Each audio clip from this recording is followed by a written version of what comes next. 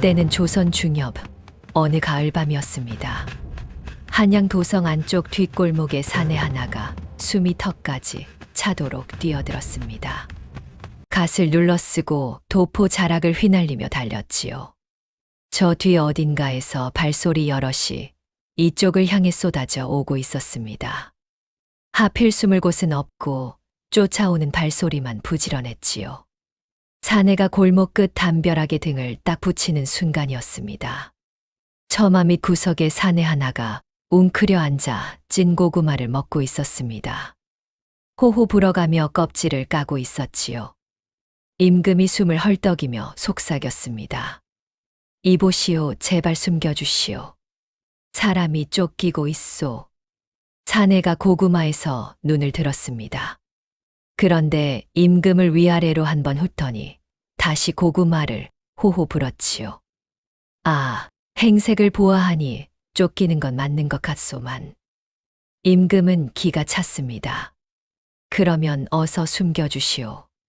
사내가 고구마 껍질을 한 조각 떼어내며 말했습니다. 헌데 부탁치고는 목소리가 좀 높으시구려. 임금의 입술이 떨렸습니다. 속으로는 무엄하도다 하고 외쳤지요. 하지만 겉으로는 외칠 수가 없었습니다. 지금은 임금 체면보다 목숨이 먼저였으니까요. 지금 말의 높낮이를 따질 때가 아니오. 원하는 것이 있으면 어서 말하시오. 사내는 대답 대신 고구마를 한 번 더 호호 불었습니다. 수수께끼 하나만 맞춰보십시오. 알겠소. 내보시오, 어서. 사내가 고구마를 무릎 위에 올려놓고 천천히 입을 열었습니다. 궁 안 사람들이 가장 자주 내는 소리가 무엇인지 아시오? 임금의 눈이 굴러갔습니다. 그것이 아뢰옵니다. 사내가 고개를 저었습니다. 틀렸소. 물러가라. 그건 높은 분들이 하는 말이고. 임금은 속이 타들어갔습니다. 정답은 모르겠고 칼은 가까워지고 고구마는 아직 뜨거웠지요. 이보시오. 지금 내가 스무고개 할 형편으로 보이시오? 바로 그때였습니다. 골목 밖에서 자객 셋이 들이닥쳤습니다.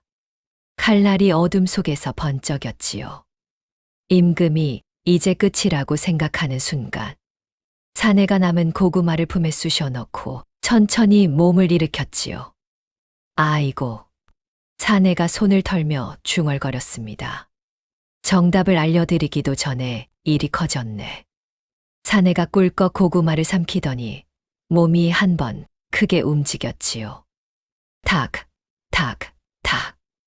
임금이 눈을 떴을 때 자객 셋은 골목 바닥에 나란히 뻗어 있었습니다. 그런데 사내가 없었습니다.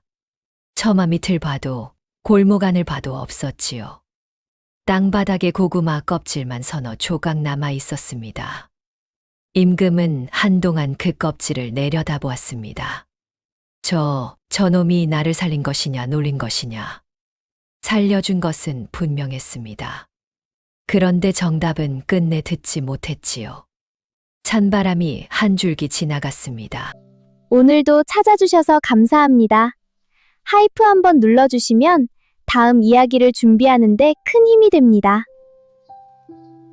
그날 밤 임금은 간신히 궐로 돌아왔습니다.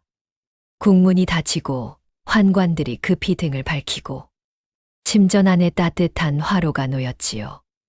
그제야 임금은 자신이 살아 돌아왔다는 것을 실감했습니다. 그런데 이상했습니다. 목숨을 건진 사람의 마음이라면 마땅히 안도해야 할 터인데 임금의 속에서는 자꾸 다른 생각이 올라왔지요. 고맙다기엔 너무 약이 올랐고 괘씸하다기엔 또 목숨을 구해준 자였습니다. 자객 셋을 눈 깜짝할 사이에 눕혀놓고 인사 한마디 없이 사라진 것도 그랬습니다. 그 급박한 순간에 수수께끼를 낸 것도 그랬지요. 도와준 것은 분명한데 이상하게 도움받은 사람의 꼴은 아니었습니다. 구해진 것인지 놀림당한 것인지 임금은 그 사이 어딘가에 걸려 있었지요. 게다가 한 가지가 더 남아 있었습니다. 그 수수께끼의 정답이었습니다. 임금은 자리에 앉아 있다가 자기도 모르게 낮게 중얼거렸습니다. 궁 안 사람들이 가장 자주 내는 소리라. 임금은 이불을 끌어당기다 말고 문득 이를 악물었지요. 내 반드시 그놈을 찾아내고야 말겠다. 그날 밤 임금의 머릿속에서는 자객보다 고구마 먹던 그놈의 얼굴이 더 오래 떠나지 않았습니다. 이튿날 아침 조회였습니다. 임금이 편전에 나와 앉았지요. 대신들이 줄지어 들어섰습니다. 허리를 굽혔지요. 비단 도포 자락이 반듯하게 펼쳐졌습니다. 임금이 무겁게 입을 열었습니다. 남쪽 세고을 백성들한테 내려보내야 할 곡식이 중간에서 사라지고 있다. 누가 빼돌리는지 직접 내려가 조사하도록 하라. 그런데 편전 안이 조용했습니다. 대신들이 서로 눈치를 살폈지요. 아무도 나서지 않았습니다. 임금이 다시 말했습니다. 사헌부 대사헌 듣지 못하였소. 대사헌이 천천히 허리를 굽혔습니다. 전하, 하오나 그 일은 이미 김 대감께서 살피고 계신다 들었사옵니다. 사헌부가 별도로 움직이면 혼선이 생길 수 있사옵니다. 임금이 대사헌을 바라보았습니다. 대사헌은 임금을 보지 않았지요. 바닥을 보고 있었습니다. 그 뒤에 선 대신들도 마찬가지였습니다. 누구 하나 임금과 눈을 마주치는 자가 없었지요. 좌의정은 어찌 생각하오? 임금이 옆 대신에게 물었습니다. 소신도 같은 생각이옵니다. 전하. 우의정은 어찌 보시오? 소신의 뜻 또한 좌의정과 같사옵니다. 전하. 1명, 2명, 3명 대신들이 차례로 같은 말을 했습니다. 말은 달랐지만 뜻은 하나였지요. 김 대감이 하시는 일이니 우리는 모르겠습니다. 그것이었습니다. 그때였지요. 끝줄에서 발소리가 났습니다. 김 대감이 천천히 앞으로 나섰지요. 허리를 굽혔습니다. 그러나 굽히는 품새가 달랐지요. 아랫사람에게 설명해 주는 품새였습니다. 전하, 소신이 아뢰겠습니다. 남쪽 고을 일은 소신이 이미 믿을 만한 자를 내려보내 살피고 있사옵니다. 전하께서 심려하실 것이 없사오니 부디 옥체를 보전하시는데 힘쓰시옵소서. 부드러운 목소리였습니다. 공손한 말이었지요. 그런데 그 말 끝에 이런 뜻이 달려 있었습니다. 나란 일은 내가 할 테니 전하는 가만히 계시라. 임금이 김 대감을 바라보았습니다. 김 대감이 빙긋 웃었지요. 아무것도 모른다는 얼굴이었습니다. 그 얼굴이 세상에서 제일 무서운 얼굴이라는 것을 임금은 알고 있었지요. 조회가 끝났습니다. 대신들이 물러났지요. 비단 도포들이 하나씩 사라지고 나자 편전이 텅 빈 것 같았습니다.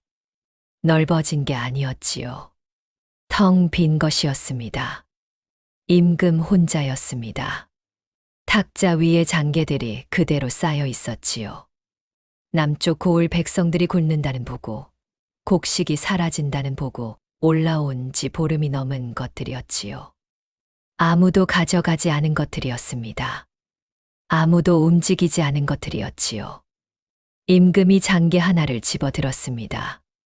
내려다보았지요. 글씨가 눈에 들어오지 않았습니다. 임금은 그것을 다시 내려놓고 천천히 중얼거렸지요. 과인의 명은 이 편전 문턱도 넘지 못하는구나. 낮은 목소리가 빈 편전에 떨어졌습니다. 아무도 듣지 않았습니다. 들을 자가 없었지요. 창호지에 비친 나뭇잎 그림자만 가만히 흔들렸습니다. 임금은 한동안 장계 더미를 바라보았습니다. 그러다 손끝으로 맨 위의 종이를 꾹 눌렀지요. 며칠 뒤였습니다. 내금이 신임 무사 사열이 있던 날이었지요. 임금이 난간 위에 서서 늘어선 무사들을 내려다보았습니다. 갑옷을 갖춰 입은 자들이 줄을 맞춰 서 있었습니다. 하나같이 등이 꼿꼿하고 눈빛이 매서웠지요. 임금의 눈이 한 사람 한 사람을 천천히 훑었습니다. 그러다 맨 끝줄에서 멈추었지요. 한 사내가 서 있었습니다. 줄은 맞춰 서 있는데 눈은 딴 데 가 있었지요. 사열이 한창인데도 처마 끝에 앉은 참새를 올려다보고 있었습니다. 임금의 눈매가 가늘어졌습니다. 그 얼굴이었습니다. 고구마를 호호 불던 그 얼굴. 사람 목숨이 오가는데 수수께끼를 내던 그 얼굴. 정답도 알려주지 않고 휙 사라져버린 그 얼굴이었지요. 임금의 입꼬리가 아주 천천히 올라갔지요. 웃음이라기보다는 덫에 걸린 토끼를 본 사냥꾼의 표정에 가까웠습니다. 맨 끝줄 저 자를 이리 데려오너라. 잠시 뒤 사내가 임금 앞에 나와 무릎을 꿇었습니다. 처음에는 고개를 푹 숙이고 있었습니다. 그러다 천천히 고개를 들었지요. 눈이 마주쳤습니다. 사내의 눈이 동그래졌지요. 그제야 알아본 것입니다. 그날 밤 골목에서 숨겨달라 애원하던 그 양반이 지금 골룡포를 입고 자기 앞에 앉아 있었습니다. 칠득의 입이 조금 벌어졌습니다. 말이 나오지 않았지요. 그날 밤 자기가 한 짓이 하나씩 떠올랐습니다. 급한 사람을 붙들고 수수께끼를 낸 일. 정답이 틀렸다고 땡땡거린 일. 칠득의 얼굴에서 핏기가 조금씩 빠졌습니다. 임금이 조용히 물었습니다. 내 놈이더냐? 예. 그날 밤 과인이 죽게 생겼는데 고구마 낚아며 수수께끼를 내던 놈. 칠득은 그대로 엎드렸습니다. 죽을 죄를 지었사옵니다. 임금이 잠시 칠득을 내려다보았습니다. 죽을 죄는 지었지. 칠득의 어깨가 움찔했습니다. 헌데 죽기 전에 하나는 말하고 가야겠다. 칠득이 조심스럽게 고개를 들었습니다. 예. 임금이 눈을 가늘게 떴지요. 그날 밤 수수께끼 정답이 무엇이냐? 칠득의 입술이 달싹였습니다. 아, 그 정답 말씀이옵니까? 그래. 과인이 그날 밤 목숨은 건졌는데 정답은 못 들었다. 칠득은 식은땀을 흘렸습니다. 그것이 이 궁시렁이옵니다. 임금이 멈칫했습니다. 뭐라? 궁 안 사람들이 가장 자주 내는 소리 말이옵니다. 칠득이 손을 모으고 얼른 덧붙였지요. 궁 안 사람들이 속으로는 다 궁 싫어 한다는 뜻도 되고 입 밖으로는 궁시렁 한다는 뜻도 되옵니다. 임금의 얼굴이 굳었습니다. 칠득은 그제야 자신이 정답을 알려준 것이 아니라 한 번 더 목숨을 내놓았다는 것을 깨달았지요. 임금이 천천히 고개를 끄덕였습니다. 궁 싫어라. 말은 부드러웠습니다. 그래서 더 무서웠지요. 그래. 그리 싫다 하니 이제 궁 안에서 가까이 지내게 해주마. 칠득의 목덜미가 서늘해졌습니다. 임금은 환관을 돌아보았습니다. 저 자르짐의 침전 전담 호의로 붙여라. 환관이 눈을 껌벅였습니다. 전하, 신참을 침전 호의로 붙이시는 것은 전례가 그리 하라 하였다. 칠득이 고개를 번쩍 들었습니다. 입을 열려다 다물었지요. 왕의 얼굴은 웃고 있었습니다. 하지만 그 웃음이 상을 내리는 웃음은 아니라는 것쯤은 칠득도 알 수 있었지요. 무릎 꿇은 채로 칠득은 속으로 생각했습니다. 큰일 났다. 아주 크게 났다. 그러나 칠득은 아직 몰랐습니다. 자신이 겪을 큰일은 임금의 장난만이 아니었다는 것을요. 한편 칠득을 침전 호위로 붙인 그날 밤이었습니다. 궁궐 다른 쪽 영의정 김대감의 처소에는 아직 불이 꺼지지 않았지요. 김 대감은 사랑채에 앉아 차를 들고 있었습니다. 문 밖에서 낮은 목소리가 들렸습니다. 대감, 아를 것이 있사옵니다. 들어오너라. 아랫사람 하나가 들어와 허리를 굽혔습니다. 전하께서 신참무사 하나를 침전 가까이 두셨다 하옵니다. 김 대감은 찻잔을 들어 한 모금 마셨습니다. 별일 아니라는 얼굴이었지요. 신참무사 하나 곁에 둔 것이 무슨 대수라고. 아랫사람이 잠시 머뭇거렸습니다. 헌데 그 무사가 며칠 전 도성 뒷골목에서 자객 셋을 혼자 눕힌 자라 하옵니다. 김 대감의 손이 멈추었습니다. 찻잔이 입가 한 뼘 앞에서 멈추었지요. 잠시 그대로였습니다. 자객 셋을 혼자서 순식간이었다고 하옵니다. 김 대감은 천천히 찻잔을 내려놓았습니다. 탁. 작은 소리였지만 방 안 공기가 그 소리에 잠시 멈춘 듯 했습니다. 살피라. 예, 대감. 그자가 무엇을 듣는지, 누구와 말을 섞는지, 전하 앞에서 무엇을 입 밖에 내는지. 사랑채의 촛불이 조용히 흔들렸습니다. 그리고 그날 밤 칠득의 진짜 고생이 시작되었습니다.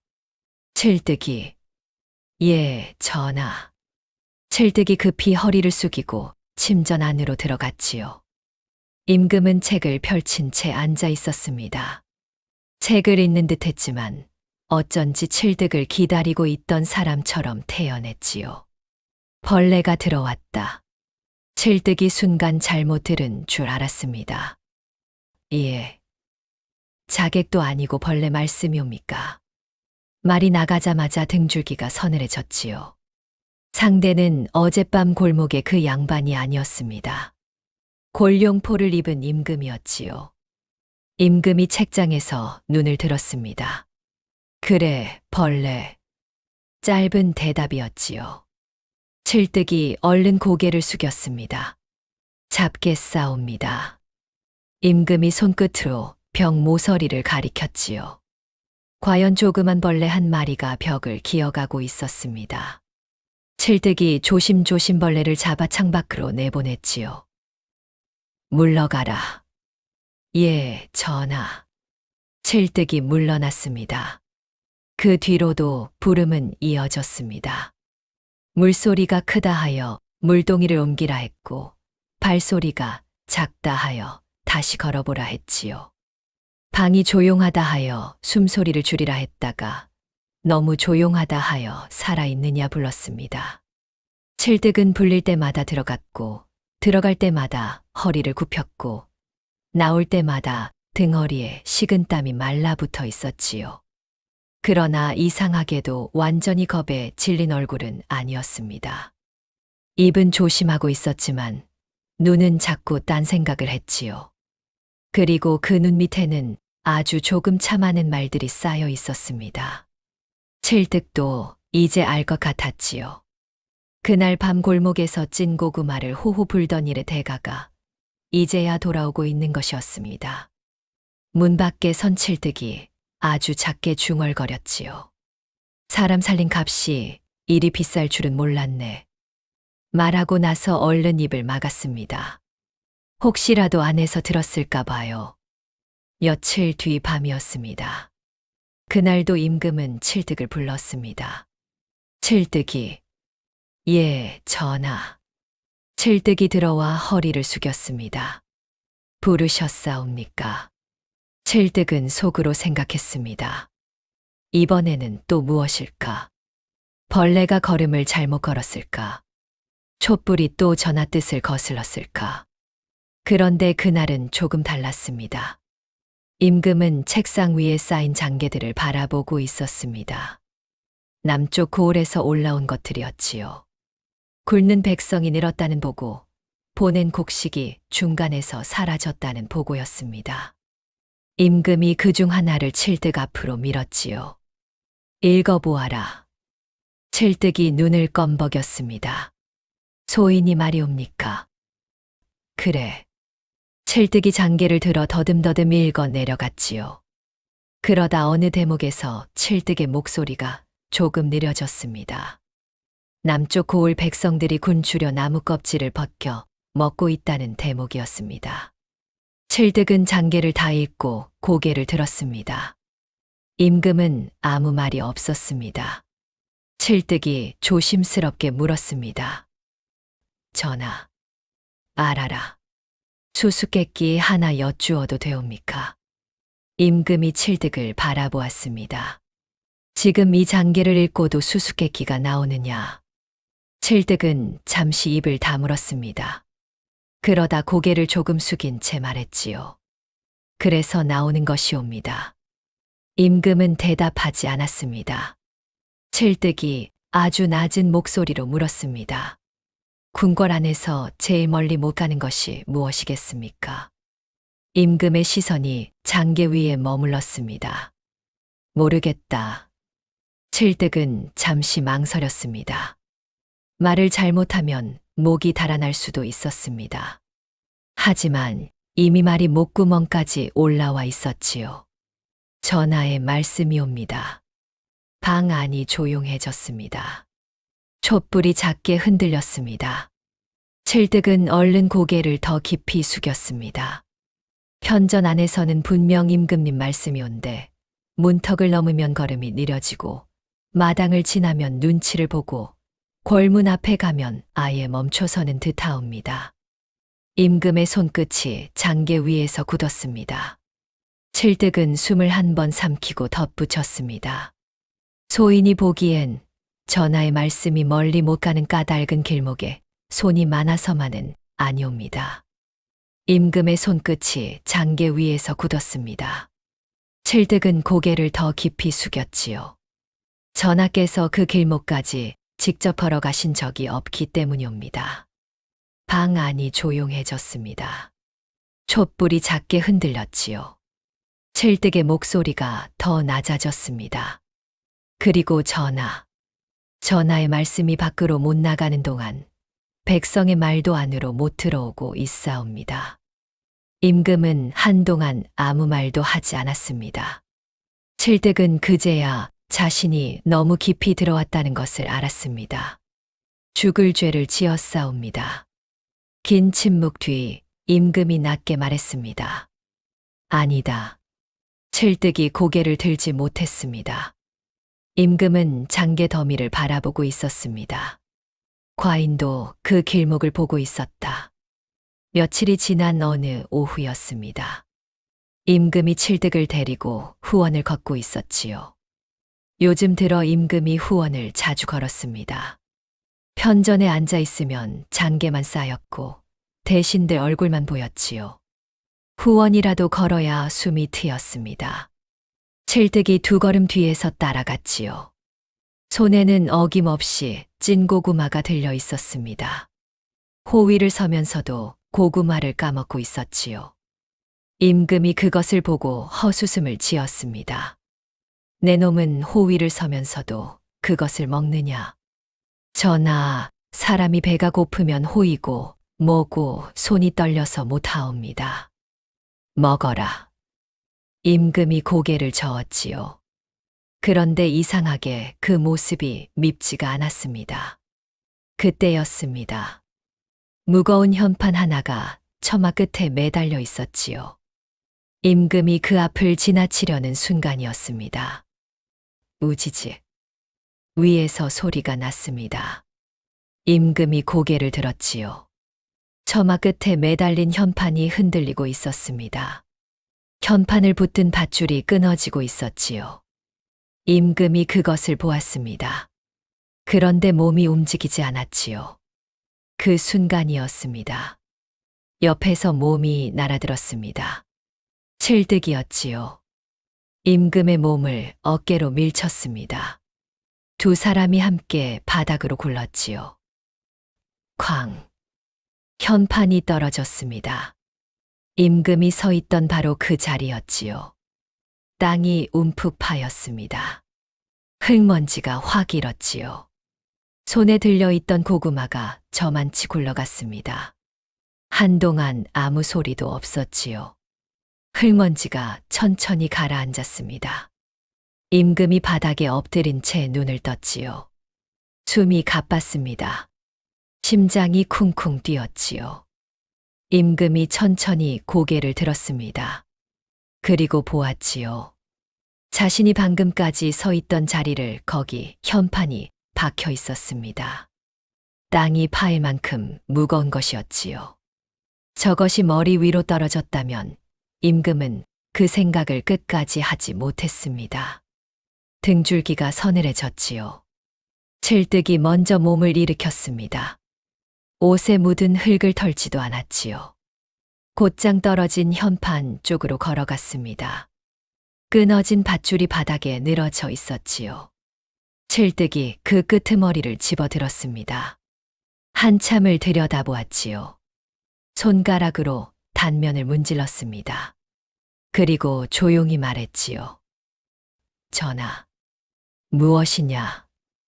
이건 낡아서 끊어진 게 아니옵니다. 임금이 천천히 다가왔습니다. 칠득이 밧줄 단면을 내밀었지요. 임금이 그것을 보았습니다. 낡은 밧줄이 너덜너덜 풀린 것이 아니었지요. 단면이 반듯했습니다. 무언가 날카로운 것이 절반쯤 그어놓은 자리였지요. 칼이 베고 간 자리입니다. 칠득이 끊어진 밧줄을 내려다보며 낮게 말했습니다. 전하, 칼은 밖에서만 오는 것이 아니옵니다. 임금이 칠득을 바라보았습니다. 칠득은 고개를 들지 않은 채 덧붙였지요. 말을 막는 손이 많아지면 끝내 칼까지 궁 안으로 들어오는 법이옵니다. 임금이 그 단면을 바라보았습니다. 말이 없었지요. 누군가 미리 밧줄을 반쯤 그어놓은 것이었습니다. 임금이 지나갈 때 끊어지도록 우연이 아니었지요. 임금의 얼굴이 천천히 굳었습니다. 골목에 그 자객들이 떠올랐지요. 그리고 편전에서 빙긋 웃던 그 얼굴도 떠올랐습니다. 임금도 칠득도 말이 없었지요. 두 사람 사이로 바람 한 줄기가 지나갔습니다. 그때였습니다. 칠득이 몸을 돌리다가 멈추었습니다. 무언가 허리춤에서 빠져나와 땅에 떨어진 것이었지요.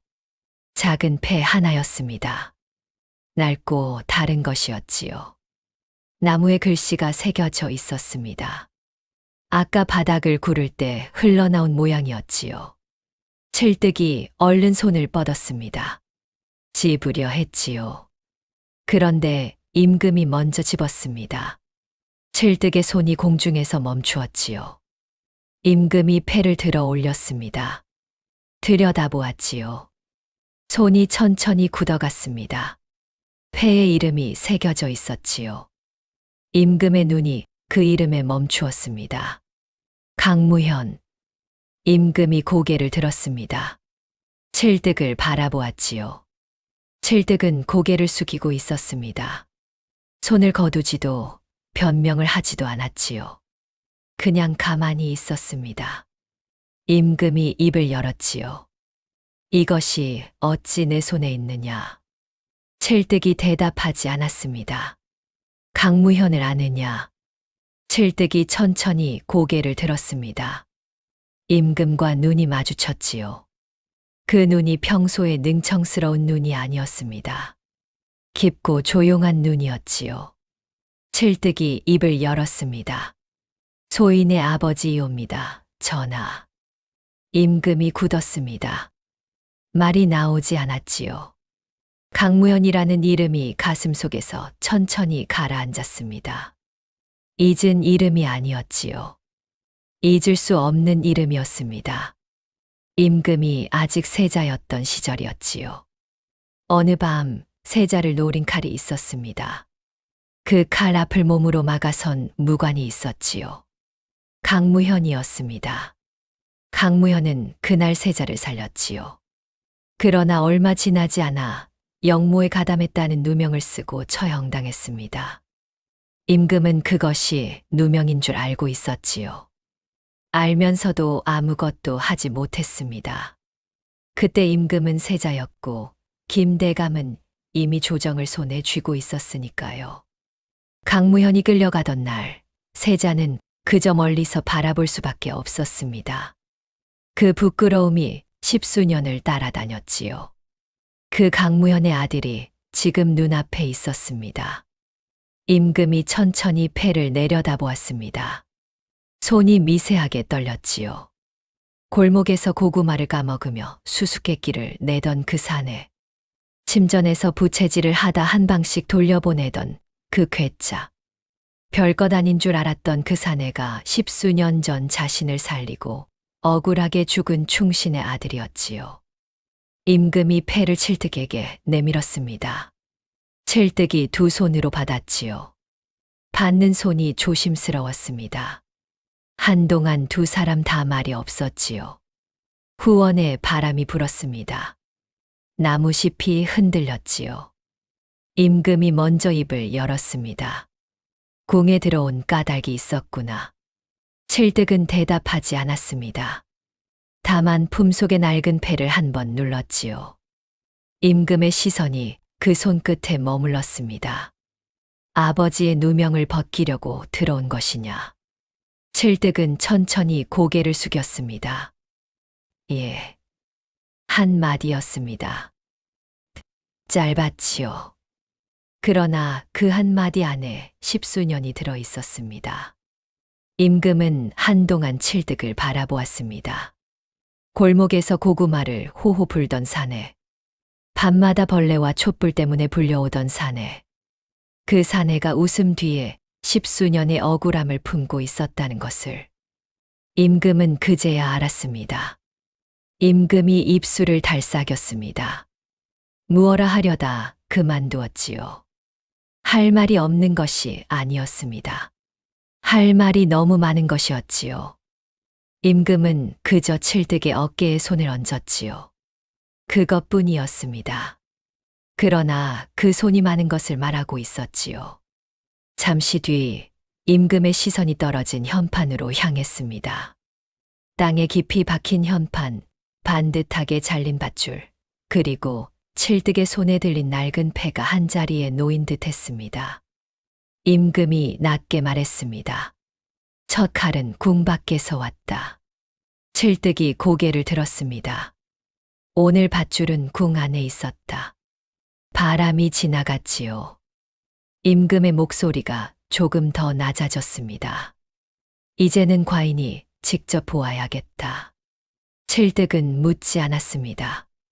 무엇을 보려는지, 어디로 가려는지, 그리고 누구와 마주치게 될지까지 알 것 같았기 때문입니다. 칠득이 조용히 말했습니다. 백성의 목소리가 어디서 멈추는지 보러 가시려는 것이옵니까? 임금이 칠득을 바라보았습니다. 그래. 짧은 대답이었습니다. 그러나 그 안에는 더는 물러서지 않겠다는 뜻이 들어 있었지요. 후원 끝으로 빛이 기울고 있었습니다. 떨어진 현판 위에, 끊어진 밧줄 위에, 그리고 칠득의 손에 쥔 낡은 패 위에 저녁빛이 조용히 내려앉았습니다. 그리고 그날 밤이 깊어갈 무렵, 칠득이 조용히 침전 밖으로 물러났습니다. 고구마가 식었는지 보고 오겠사옵니다. 말은 그리했지요. 그러나 돌아온 칠득의 품속에는 고구마 대신 접힌 종이 한 장이 조용히 들어가 있었습니다. 그 시가 궁궐 다른 쪽이었습니다. 김대감이 사랑채에 앉아 있었지요. 아랫사람 하나가 들어와 허리를 깊이 굽혔습니다. 대감 송구하오나 일이 어그러졌사옵니다. 김대감이 말이 없었지요. 들고 있던 찻잔을 내려놓지도 들지도 않았습니다. 한참이 지났지요. 그 무사도 보았느냐? 예, 대감. 떨어진 밧줄을 한참 살피고 있었사옵니다. 김 대감의 손끝이 멈추었습니다. 밧줄을. 예. 김 대감이 찻잔을 천천히 내려놓았지요. 잠시 말이 없었습니다. 그리고 조용히 입을 열었지요. 그럼 이제 그 잔은 그냥 무사가 아니로구나. 촛불이 흔들렸습니다. 김 대감은 더 묻지 않았지요. 다만 식어버린 차를 한참 내려다보았습니다. 그 온화한 얼굴에 그늘이 한 줄 천천히 드리워졌지요. 새벽이었습니다. 선예청 앞마당이었지요. 해가 채 뜨지 않은 시각이었습니다. 그런데 앞마당은 이미 사람으로 가득했지요. 쌀가마가 줄지어 쌓여 있었습니다. 수레가 대기하고 있었지요. 서리들이 장부를 들고 뛰어다녔습니다. 군사들이 호송 준비를 하고 있었지요. 호조관원들이 나와 있었고 대신 몇이 소매를 여미며 서 있었습니다. 백성의 구휼미가 남쪽 고을로 내려가는 날이었지요. 적어도 겉으로는 그랬습니다. 임금이 들어섰습니다. 칠득이 두 걸음 뒤에서 따랐지요. 앞마당이 잠깐 술렁였습니다. 대신들이 허리를 굽혔지요. 서리들이 뛰다 멈추었습니다. 군사들이 자세를 고쳤지요. 임금이 앞마당을 천천히 둘러보았습니다. 쌀가마를, 수레를, 늘어선 군사들을 하나씩 훑었지요. 그때 칠득이 걸음을 늦추었습니다. 눈이 쌀가마 쪽으로 갔지요. 칠득이 가마 하나 옆을 지나쳤습니다. 스치듯 지나갔지요. 그런데 멈추었습니다. 칠득이 쌀가마를 내려다보았지요. 200석이라면 이 가마들이 더 묵직해야 했습니다. 수레바퀴가 땅을 더 깊이 눌러야 했지요. 그런데 바퀴 자국이 얕았습니다. 칠득이 코를 움직였지요. 새벽 공기였습니다. 쌀가마가 이렇게 쌓여 있으면 구수한 쌀 냄새가 나야 했지요. 그런데 나지 않았습니다. 대신 흙냄새가 났지요. 칠득이 고개를 들었습니다. 아무 표정이 없었지요. 그러나 속으로 생각했습니다. 이거 이상하다. 임금도 그 눈빛을 보았습니다. 그리고 수레 쪽으로 한 걸음 나아갔지요. 수레를 멈추라. 군사들이 멈추었습니다. 그런데 멈추지 않은 자들이 있었지요. 맨 끝줄 군사 몇이었습니다. 수레 고삐를 잡은 채 서 있었지요. 그 눈이 임금을 보지 않았습니다. 옆을 보고 있었지요. 임금이 그것을 보았습니다. 편전이었습니다. 조회에서 대신들이 바닥을 보던 그 편전이 지금 이 앞마당에 그대로 와 있었지요. 임금의 말이 여기서도 멈추었습니다. 임금이 다시 말했지요. 수레를 멈추라 하였다. 군사들이 이번에는 멈추었습니다. 그러나 그 찰나가 있었지요. 그 한 박자가 이 앞마당에서 누가 진짜 윗자리에 앉아 있는지를 말해주고 있었습니다. 그때 칠득이 앞으로 나섰습니다. 수레 앞이었지요. 멈춘 김에 가마 하나만 열어보시지요. 마당이 조용해졌습니다. 서리 하나가 움찔했지요. 칠득이 쌀가마를 바라보며 말했습니다. 남쪽 백성들의 밥그릇이 실린 수레라면 열어보아도 부끄러울 것이 없지 않겠사옵니까? 그때였습니다. 발소리가 났습니다. 천천히 묵직하게 앞마당 저편에서 걸어오는 발소리였지요. 김 대감이었습니다. 기름진 얼굴에 온화한 미소를 달고 있었지요. 새벽 앞마당에 어울리지 않는 미소였습니다. 김 대감이 수레 앞에 선 칠득을 바라보았지요. 그리고 천천히 입을 열었습니다. 강무현의 아들이 또 나라 길을 막는구나. 앞마당이 얼어붙었습니다. 칠득이 굳었지요. 그 이름이었습니다. 저 입에서 나온 그 이름이었지요. 칠득의 손이 떨렸습니다. 멈추려 했지요. 멈추어지지 않았습니다. 김 대감이 그것을 보았지요. 그리고 빙긋 웃었습니다. 칠득이 천천히 입을 열었지요. 대감 입에서 아버지 이름이 나오니 흰쌀 위에 흙이 떨어지는 듯하옵니다. 서리들이 굳었습니다. 군사들이 굳었지요. 김 대감의 미소가 흔들리지 않았습니다. 내 아비도 그리 입이 살아 있었다. 한 박자 멈추었지요. 그래서 죽었다. 임금이 앞으로 나섰습니다. 칠득과 김대감 사이였지요. 강무현은 입 때문에 죽은 것이 아니오. 임금의 목소리가 앞마당을 울렸습니다. 낮고 또렷했지요. 거짓 때문에 죽었소. 앞마당에 있던 모든 사람이 그 말을 들었습니다. 서리들이 들었고, 군사들이 들었고, 대신들이 들었지요. 칠득이 들었습니다. 임금이 처음으로 공개된 자리에서 강무현을 감싼 것이었지요. 칠득의 눈이 흔들렸습니다. 손이 아직 떨리고 있었지요. 그러나 이번에는 다른 이유였습니다. 김대감의 미소가 천천히 사라졌습니다. 그리고 돌아왔지요. 더 차가운 미소였습니다. 김대감이 앞마당을 향해 돌아섰지요. 목소리를 높였습니다. 전하 보셨사옵니까? 대신들이 일제히 고개를 들었지요. 군사들도 보았습니다. 역적의 자식이 왕명으로 나가는 구휼미를 막고 있사옵니다. 사람들이 술렁였습니다. 군사들의 눈이 다시 흔들렸지요. 칠득이 수레 앞에 서 있었습니다. 백성의 쌀을 지키려 막아선 자리였지요. 그런데 그 자리가 아버지가 섰던 자리와 똑같이 보이기 시작했습니다. 역적의 자리였지요. 아버지의 누명이 아들에게 그대로 씌워지고 있었습니다. 칠득이 임금을 바라보았지요. 임금이 칠득을 바라보았습니다. 두 사람의 눈이 마주쳤지요. 흔들리지 않았습니다. 그때였습니다. 칠득이 돌아섰습니다. 수레를 향해서였지요. 쌀가마 하나를 잡았습니다. 묶인 끈을 끊었지요. 가마가 기울었습니다. 쏟아졌지요. 쌀이 아니었습니다. 흙이었지요.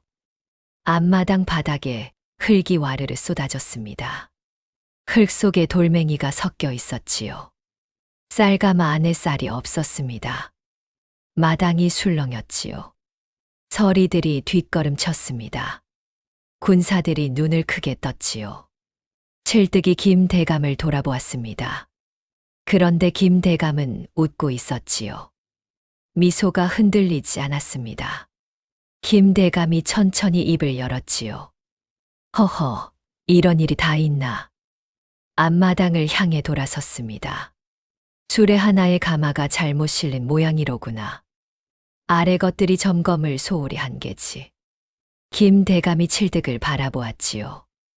헌데 가마 하나 잘못 실린 것을 두고 역적의 자식이 왕명을 막아서며 트집을 잡는구나. 수레 점검이 어찌 이 김아무개의 일이겠느냐.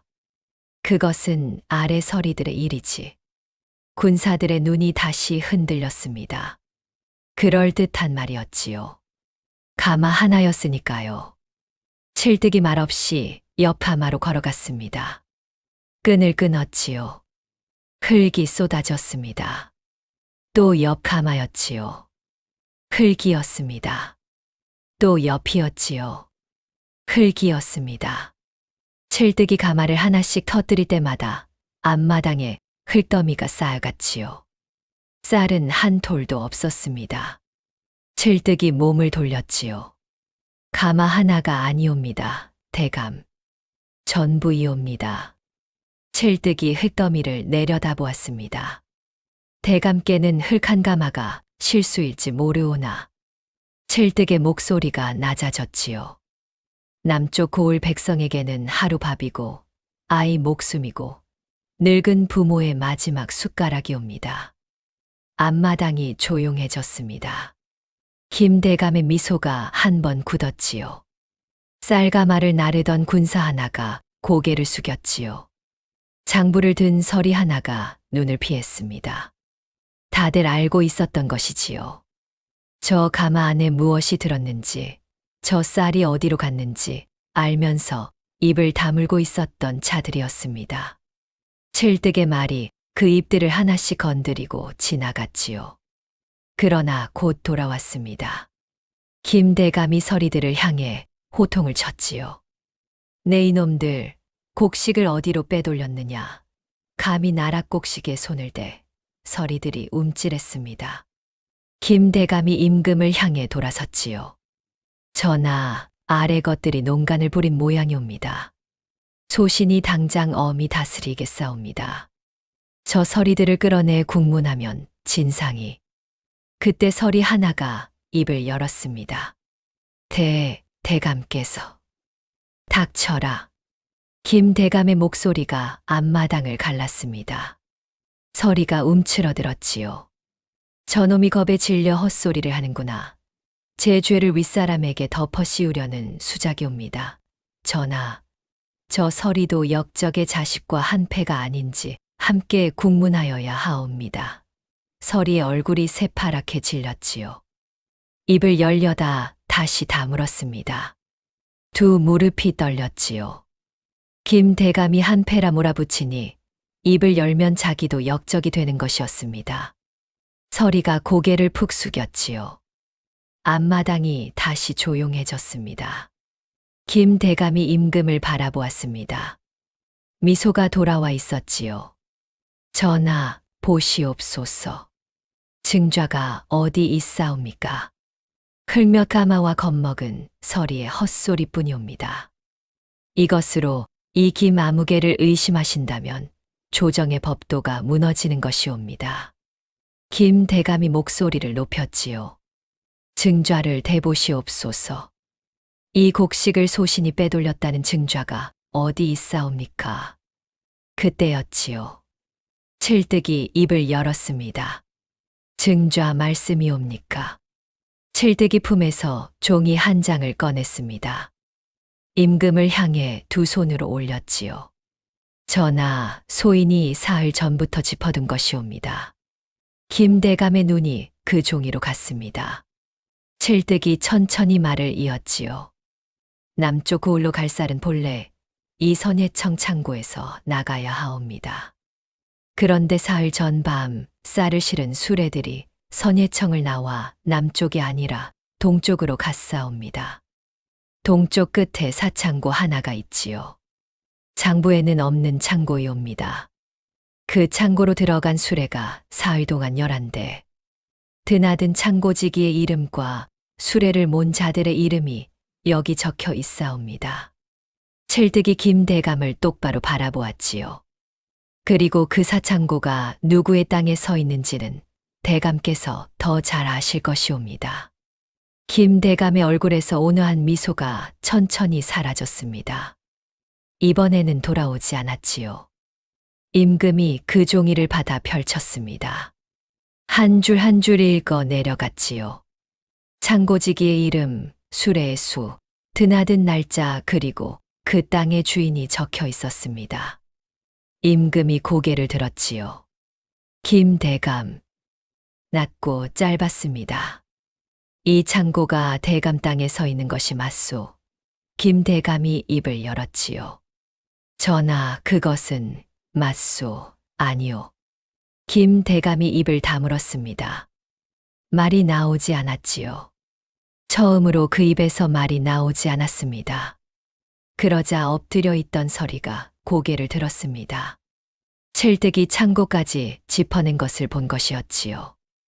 이제는 김대감이 몰아붙여도 소용없었습니다. 빠져나갈 구멍이 막힌 것이었지요.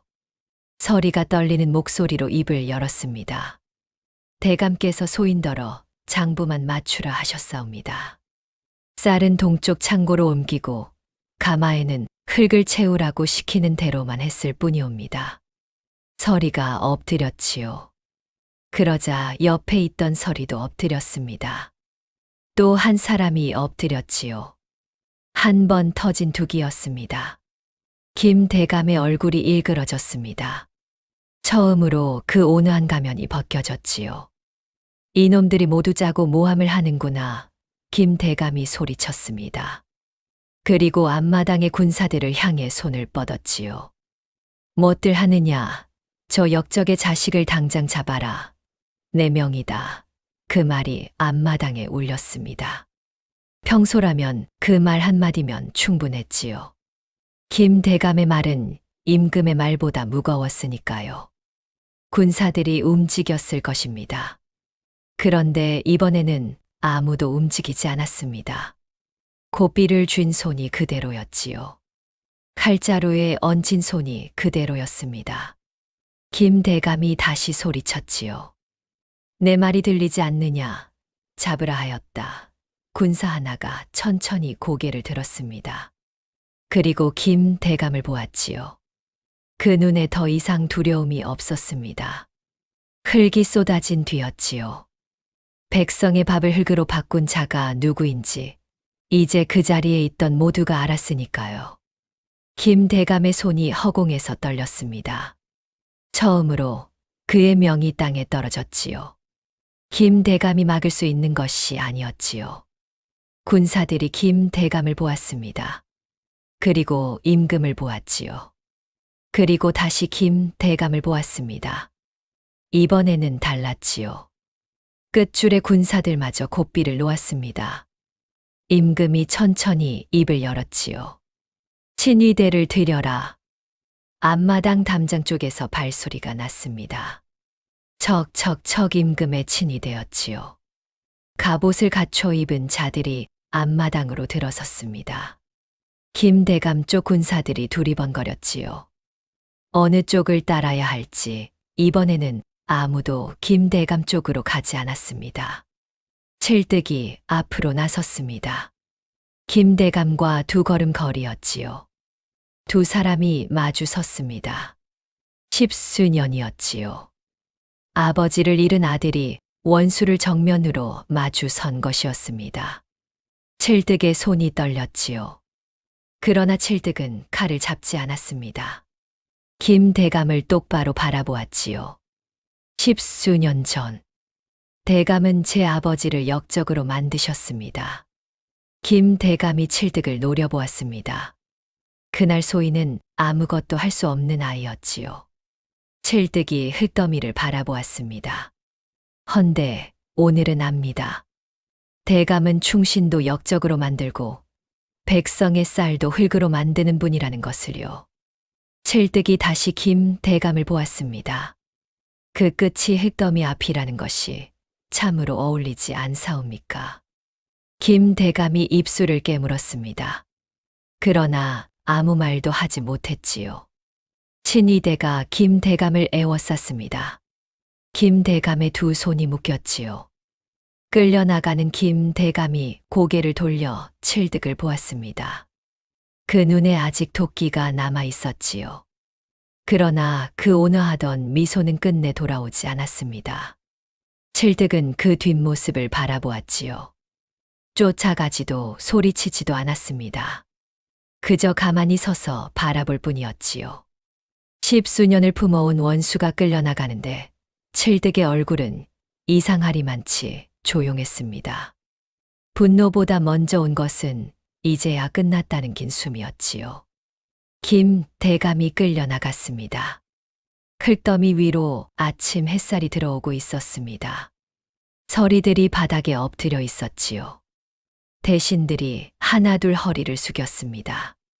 군사들이 임금을 향해 돌아섰지요. 임금이 앞마당을 천천히 둘러보았습니다. 엎드린 서리들, 고삐를 놓은 군사들, 말을 잃은 대신들이 보였지요. 임금이 낮게 말했습니다. 오늘 과인은 흙이 든 가마만 본 것이 아니다.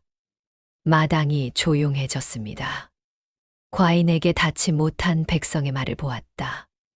임금의 목소리가 조금 더 또렷해졌지요. 이제부터 그 말을 막는 자는 지위가 높든 낮든 과인의 앞을 막는 자로 보겠다. 임금이 칠득에게 걸어갔습니다.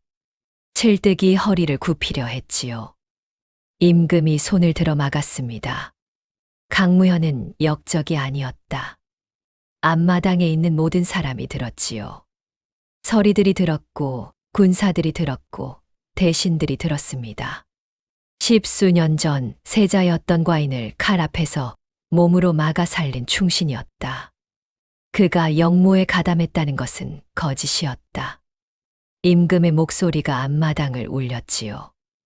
오늘 이 자리에서 그 누명을 벗긴다. 강무현의 관작을 모두 회복하고 그 이름을 다시 세울 것이다. 칠득이 고개를 들지 못했습니다. 고개를 들면 안 될 것 같았지요. 10수년이었습니다.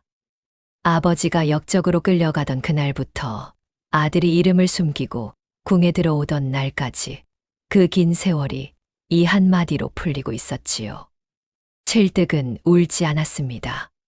소리내지 않았지요. 다만 어깨가 아주 한 번 흔들렸습니다. 그것뿐이었지요. 그 담담함이 오히려 보는 이들의 가슴을 더 적셨습니다. 새벽 햇살이 흙더미 위로, 엎드린 서리들 위로, 그리고 고개 숙인 칠득의 어깨 위로 천천히 번지고 있었지요. 며칠이 지났습니다. 빼돌려진 쌀은 동쪽 사창고에서 모두 찾아냈지요. 진짜 쌀이 남쪽 고을로 내려갔습니다. 보름을 굶던 백성들에게 밥이 갔지요. 김 대감을 따르던 자들은 하나씩 가려졌습니다. 조정이 한 차례 크게 출렁였지요. 그리고 임금이 칠득을 불렀습니다. 내금 이장 자리를 맡아라. 칠득이 눈을 껌벅였지요. 소인이 내금 이장이옵니까, 전하. 그리 하라 하였다. 과인의 곁에서 칼만 들지 말고 귀도 열어두어라. 칠득이 임금을 바라보았습니다. 궁 안에서 궁시렁거리는 소리도 듣고 궁 밖에서 굵는 소리도 들어야 한다. 칠득이 잠시 임금을 바라보았습니다. 전하, 소인이 한 가지만 여쭤봐도 되겠습니까? 임금이 눈썹을 올렸지요. 또 수수께끼냐? 예. 임금이 짧게 한숨을 쉬었습니다. 내보거라. 칠득이 고개를 갸웃했지요. 높아질수록 더 무거워지고 얻을수록 더 외로워지는 것은 무엇이겠습니까? 임금이 칠득을 바라보았습니다. 칠득이 임금을 바라보았지요. 임금은 그 답을 알고 있었습니다. 이 궁궐에서 가장 외로운 자가 누구인지 임금이 제일 잘 알았으니까요. 자리이니라. 예, 전하. 칠득이 천천히 허리를 굽혔지요. 그러니 소인이 곁에서 그 무게를 좀 나눠 들겠사옵니다. 임금이 잠시 칠득을 바라보았습니다. 그리고 천천히 고개를 끄덕였지요. 그날 밤이었습니다. 후원의 달이 떠 있었지요. 임금과 칠득이 나란히 앉아 술잔을 기울이고 있었습니다. 아무 말이 없었지요. 바람이 불었습니다. 나무잎이 흔들렸지요. 임금이 술잔을 내려놓으며 말했습니다. 이제 수수께끼는 그만하라. 칠득이 하늘을 올려다보았지요. 예, 전하. 소인도 이제 궁 안에 좀 있었더니 궁시렁거릴 힘도 떨어졌사옵니다. 임금이 칠득을 바라보았습니다. 궁이 싫다더니? 칠득이 빙긋 웃었습니다. 궁은 아직도 어렵사오나 전하 곁은 그럭저럭 견딜만하옵니다. 임금은 한숨을 쉬었습니다. 그런데 웃음도 나왔지요. 참으려 했는데 새어 나왔습니다. 달빛이 후원을 가득 채우고 있었습니다. 생각해보면 이상한 인연이었지요.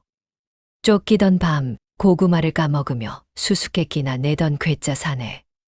그 사내가 알고 보니 충신의 아들이었고 2번이나 목숨을 구한 자였고 끝내 10수년의 누명을 벗긴 자였습니다.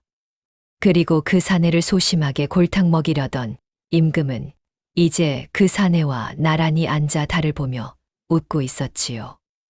골목에 남겨진 고구마 껍질 몇 조각에서 시작된 인연이었습니다. 세상일이란 참으로 알 수 없는 것이었지요. 찐 고구마 먹던 괴짜 칠득이의 이야기는 그렇게 달밤의 웃음 속에서 막을 내립니다. 달빛 아래에서 임금과 칠득이 웃고 있을 무렵 한양에서 멀리 떨어진 충청도 어느 고을에서는 또 다른 웃음거리가 익어가고 있었습니다. 이번에는 궁궐도 아니고 칼도 아니고 쌀가마도 아니었습니다. 고작 샘물 한 모금이었지요. 그 샘물 한 모금 때문에 온 마을이 뒤집히게 된 이야기입니다. 충청도 어느 고을에 박서방이라는 사람이 살았습니다. 성은 박씨요. 이름은 복동이었지요. 허나 마을 사람들은 아무도 복동이라 부르지 않았습니다. 그냥 박서방, 박서방하고 불렀지요. 이름이 복동인데 복이 있었느냐고요? 글쎄요. 반반이었습니다. 아내 복만큼은 고을 전체에서 으뜸이었지요. 아내 이름은 연순이었습니다. 인물이 반반하고 손이 야무지고 마음씨가 고운 여인이었지요. 박서방은 연순이와 혼인한 날부터 제가 무슨 복을 쌓았기에 이런 여인을 얻었나 싶어 매일 아침 눈을 뜰 때마다 감사했습니다. 그런데 딱 한 가지가 없었습니다. 아이였지요. 혼인한 지 벌써 11해가 지났습니다. 강산도 변한다는 10해가 넘도록 두 사람 사이에는 아이가 오지 않았지요. 처음 몇 해는 기다렸습니다. 다음 해는 용하다는 의원을 찾았지요. 그 다음 해는 산사에 올라가 빌었습니다. 그러기를 11해. 연순이는 봄마다 마을 안악들의 배가 불러오는 것을 보았습니다. 여름마다 남의 집 마당에서 아이들 웃음소리가 들려왔지요. 가을마다 괜히 장독대 뒤로 가서 혼자 눈물을 닦았습니다. 박서방은 그걸 알면서도 모른 척했지요. 모른 척하는 것이 차라리 아내한테 낫다 싶어서였습니다. 두 사람은 그래도 잘 살았습니다. 아이 없는 서러움이 없다면 거짓말이었지요. 그러나 서러움 하나로 11해를 채울 수는 없었습니다. 두 사람은 서로가 있었으니까요. 밥상에 마주 앉아 국 한 그릇을 나눠 먹는 것이 낙이었습니다. 박서방이 들에서 돌아오면 연순이가 대문 앞까지 마중을 나왔지요. 연순이가 장에 가면 박서방이 제일 먼저 대문 쪽을 내다보았습니다. 마을 사람들은 그런 두 사람을 보며 말했지요. 자식 없는 게 흠이지 저 부부 금실만큼은 하늘도 부러워하겠구먼. 그 말이 칭찬인지 위로인지는 몰랐습니다. 박서방은 그저 웃었지요. 그런데 이 고을에는 박서방 부부의 서러움보다 훨씬 더 큰 골칫덩어리가 하나 있었습니다. 현감 오달봉이었지요. 오달봉은 부임해온 지 3년이 된 현감이었습니다. 3년 동안 이 고을 백성들이 그에게서 좋은 소리를 들은 적은 단 한 번도 없었지요. 세금은 해마다 올랐고 올린 세금이 어디로 가는지는 아무도 몰랐습니다. 관아 곳간은 넘쳐났지만 백성들 곳간은 바닥을 드러냈지요. 오달봉이라는 이름 석자만 들어도 마을 사람들은 얼굴이 굳었습니다. 그런데 이 현감 특이한 집착이 하나 있었습니다. 죽지 않는 것이었지요. 불로장생 말로만 듣던 그의 네 글자가 오달봉의 머릿속을 늘 떠나지 않았습니다. 생각하면 할수록 견딜 수가 없었습니다. 이 권세가, 이 재물이, 이 자리가 죽으면 다 끝이라는 것이 오달봉에게는 가장 큰 공포였지요. 진시황이 불사약을 구하러 사람을 보냈다는 이야기를 들었을 때 오달봉은 무릎을 쳤습니다. 역시 큰 인물은 생각하는 것이 다르다고. 그때부터였지요. 오달봉은 불로장생에 집착하기 시작했습니다. 한양에서 이름난 도사를 불러들였지요. 도사가 부적을 써주면 관아 곳곳에 붙였습니다. 기인이 나타났다는 소문이 들리면 어디서든 데려왔지요. 유명하다는 약재상은 죄다 불러 불사에 좋다는 약재를 쓸어 담았습니다. 관아 창고에는 산삼이며 녹용이며 이름 모를 약재들이 산더미처럼 쌓였지요. 그러나 아무리 먹어도 늙어가는 것은 막을 수 없었습니다. 도사가 효험이 없으면 도사를 내쫓고 다른 도사를 불렀지요. 기인이 효험이 없으면 기인을 내쫓고 다른 기인을 불렀습니다. 고을 약재상들은 현감댁 심부름만 들어도 안색이 변했습니다. 그해 가을이었습니다. 오달봉이 세금 독촉을 내려보냈습니다. 가뭄이 들어 수확이 반토막난 해였지요. 마을 사람들은 남은 곡식을 긁어 모아도 세금을 채우기 어려웠습니다.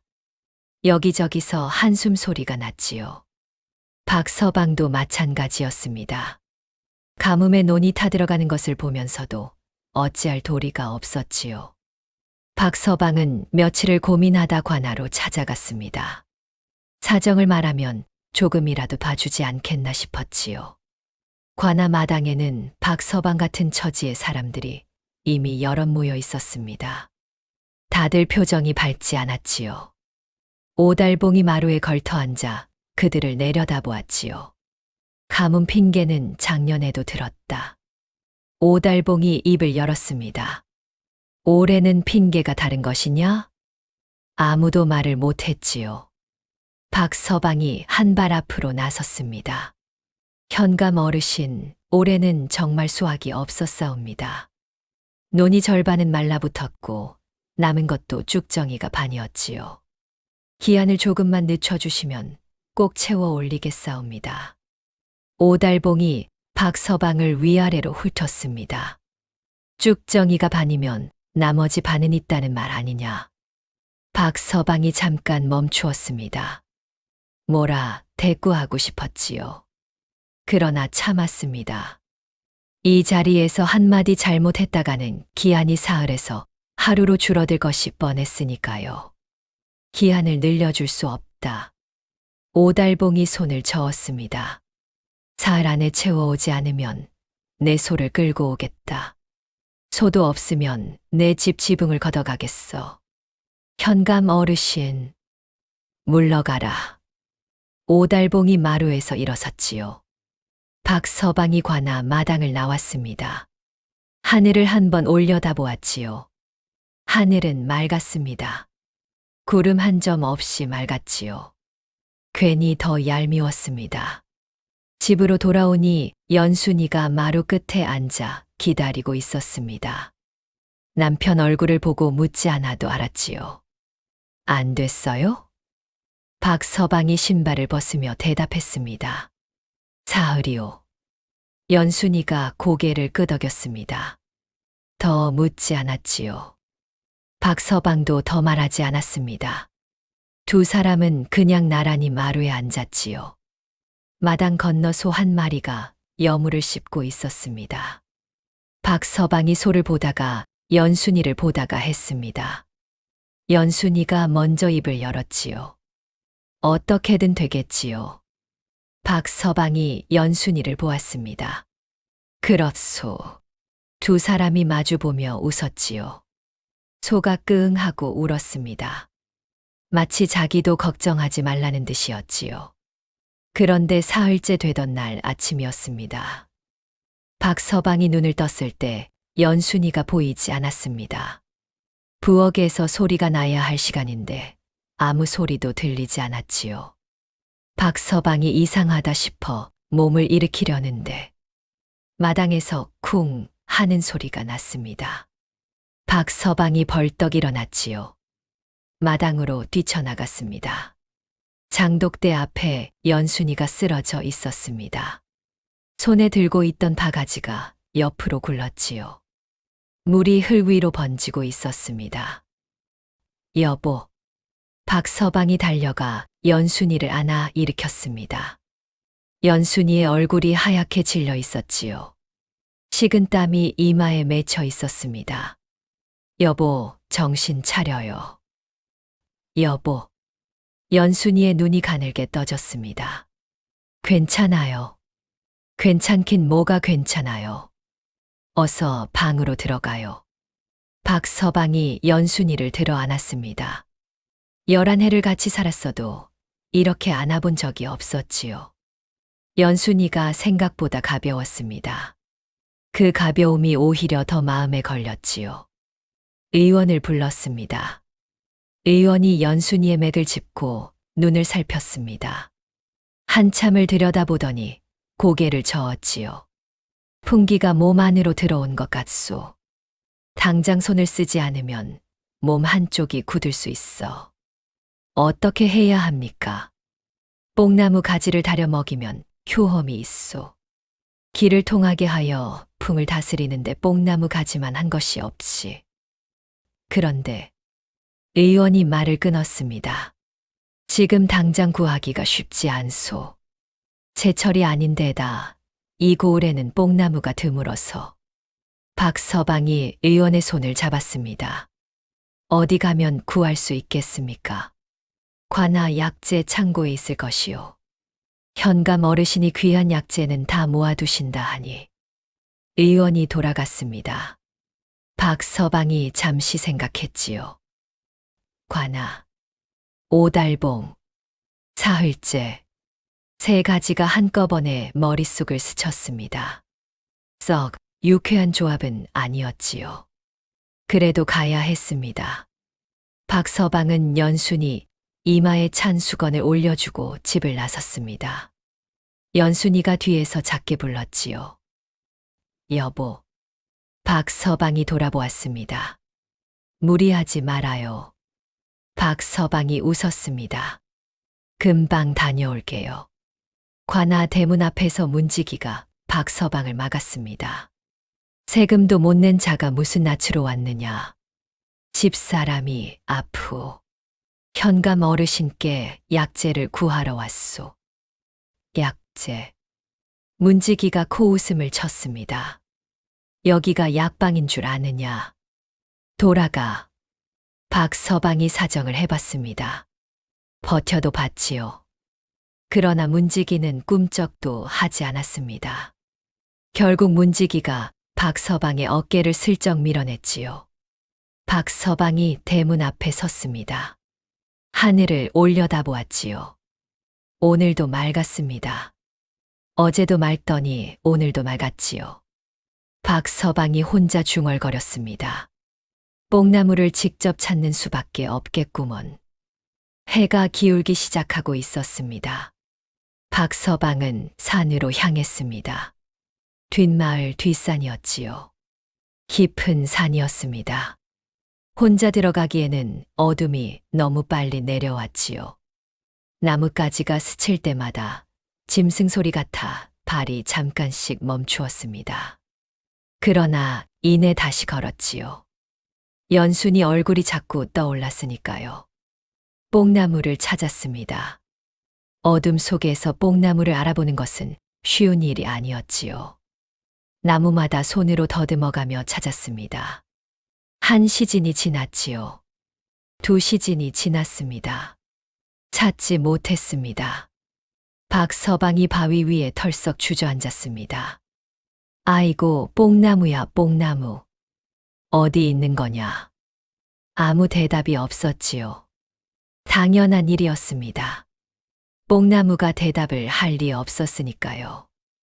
박서방이 숨을 골랐습니다. 그때였습니다. 바위 틈 사이에서 빛이 새어 나왔습니다. 희그무레한 빛이 아니었지요. 푸르스름하게 아주 은은하게 마치 달빛이 땅속에서 솟아오르는 것처럼 빛나고 있었습니다. 박서방이 눈을 비볐지요. 다시 보아도 빛이 났습니다. 가까이 갔습니다. 샘이었습니다. 바위 틈에서 솟아오르는 작은 샘이었지요. 물이 맑았습니다. 어찌나 맑던지 바닥이 훤히 들여다보였지요. 그 맑은 물에서 푸른 빛이 새어나오고 있었습니다. 박서방이 손을 담갔습니다. 차가웠지요. 그런데 차갑기만 한 것이 아니었습니다. 손끝에서부터 무언가 따뜻한 기운이 올라오는 것 같았지요. 목이 말랐습니다. 밤새 산을 헤맸으니 당연한 일이었지요. 박서방이 두 손을 모아 물을 떠 마셨습니다. 두 모금이었지요. 물이 목을 넘어가는 순간 박서방이 멈추었습니다. 몸이 달랐습니다. 무겁던 다리가 깃털처럼 가벼워졌지요. 허리가 곧게 펴지는 느낌이었습니다. 박서방이 자신의 손등을 내려다보았지요. 손등에 검버섯이 있었습니다. 고된 일로 일찍 생긴 것들이었지요. 그것이 없어져 있었습니다. 박서방이 손을 뒤집었다 다시 뒤집었습니다. 손바닥을 들여다보았지요. 이게 박서방이 중얼거렸습니다. 그리고 곧바로 연순이 얼굴이 떠올랐지요. 이 물이라면 박서방이 주변을 둘러보았습니다. 마침 바위 옆에 낡은 바가지 하나가 놓여 있었지요. 누가 두고 간 것인지 알 수 없었습니다. 박서방이 그 바가지에 샘물을 가득 감았지요. 두 손으로 꼭 안았습니다. 한 방울도 흘리지 않으려는 듯이. 그리고 산을 내려갔습니다. 발걸음이 빨랐지요. 아까와는 달랐습니다. 다리가 가벼웠고 눈이 또렷했지요. 나뭇가지가 스쳐도 이번엔 멈추지 않았습니다. 집 대문을 열었습니다. 방에서 신음소리가 들렸지요.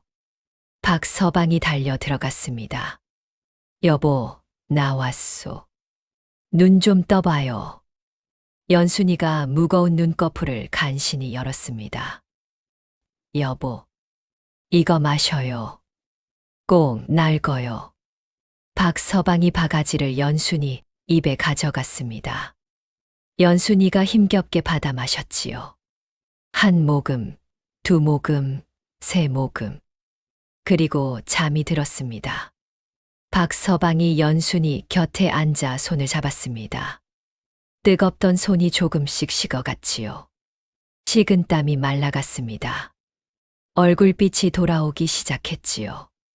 박서방이 그 얼굴을 한참 들여다보았습니다. 잘 될 거야. 반드시 잘 될 거야. 그렇게 생각하면서 박서방도 그 자리에서 스르르 눈이 감겼습니다. 밤새 산을 헤맨 몸이었지요. 연순이 손을 잡은 채로 박서방도 잠이 들었습니다. 아침이었습니다. 박서방이 먼저 눈을 떴습니다. 연순이 손을 잡은 채로 잠이 들었는데 손이 아직 그 자리에 있었지요. 박서방이 천천히 고개를 들었습니다. 그런데 연순이 얼굴이 달랐습니다. 어제까지 하얗게 질려있던 얼굴이 아니었지요. 혈색이 돌아온 것이 아니라 아예 다른 얼굴이었습니다. 주름이 펴져 있었지요. 머리카락에 윤기가 돌았지요. 박서방이 눈을 비볐습니다. 다시 보았지요. 틀림없었습니다. 눈앞에 있는 것은 혼인하던 날의 연순이었습니다. 박서방이 연순이 어깨를 흔들었습니다. 여보, 여보. 연순이가 눈을 떴습니다. 그리고 박서방을 보더니 소스라치게 놀랐지요. 어머, 왜 그러오? 여보, 여보 얼굴이. 연순이가 벌떡 일어나 앉았습니다. 그러다 제 손을 내려다보았지요. 손이 달랐습니다. 거칠던 손마디가 보드라워져 있었고 힘줄이 두드러지던 손등이 반반해져 있었지요. 연순이가 자기 뺨을 손으로 짚었습니다. 팽팽했지요. 이게 어찌 된 일이에요. 박서방이 멋쩍게 웃었습니다. 나도 지금 보고 있는 중이요. 두 사람이 서로를 한참 들여다보았습니다. 어젯밤까지 혼인 11해 차부부였는데 지금 눈앞에는 갓 혼인한 새 신랑 새 색시 같은 두 사람이 앉아 있었지요. 박서방이 먼저 피식 웃었습니다. 연순이도 웃었지요. 그러다 두 사람이 동시에 웃음을 터뜨렸습니다. 웃다 보니 눈물이 났지요. 눈물이 나다 보니 또 웃음이 났습니다. 낡은 방 안에 두 사람의 웃음소리와 울음소리가 한데 섞여 가득 찼지요. 한바탕 웃고 나서 연순이가 물었습니다. 몸은 어때요? 박서방이 기지개를 켰습니다. 거뜬하오. 어젯밤에 산을 헤맨 것이 거짓말 같소. 저도요. 어제 그렇게 쓰러졌는데 지금은 아무것도 안 아파요. 두 사람이 마주 보았지요. 그러다 동시에 같은 생각을 했습니다. 이 얼굴로 밖에 나가면 어떻게 되지? 어떻게 되었냐고요? 난리가 났지요.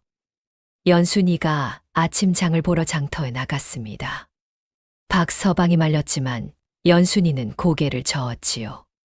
사람들이 어떻게 보든 우리가 잘못한 것은 없잖아요. 그 말이 맞았습니다. 박서방도 더 말리지 않았지요. 연순이가 장터에 들어서는 순간이었습니다. 두부를 팔던 최서방이 연순이를 보더니 두부 덩어리를 그대로 물통에 빠뜨렸습니다. 어디서 온 새댁이요? 연순이가 피식 웃었지요. 최서방, 저예요. 박서방네 연순이. 최서방의 눈이 휘둥그레졌습니다. 뭐라고? 나무를 팔던 곽 할멈이 고개를 빼꼼 내밀었습니다. 연순이, 저 박복동이네 연순이 말이야? 어허, 그럴 리가 있나. 연순이는 나이가 33이야. 할멈, 저 맞아요. 곽 할멈이 연순이 앞으로 다가왔습니다. 얼굴을 요리조리 들여다보았지요. 이마를 보고 뺨을 보고 턱을 보았습니다. 얼굴 생김새는 연순이가 맞는데. 그러니까요. 허나 이게 어찌 된 일이야. 10년은 젊어진 것 같구먼. 소문이라는 것은 빠른 법입니다. 연순이가 장터를 반 바퀴도 채 돌기 전에 사람들이 모여들기 시작했지요.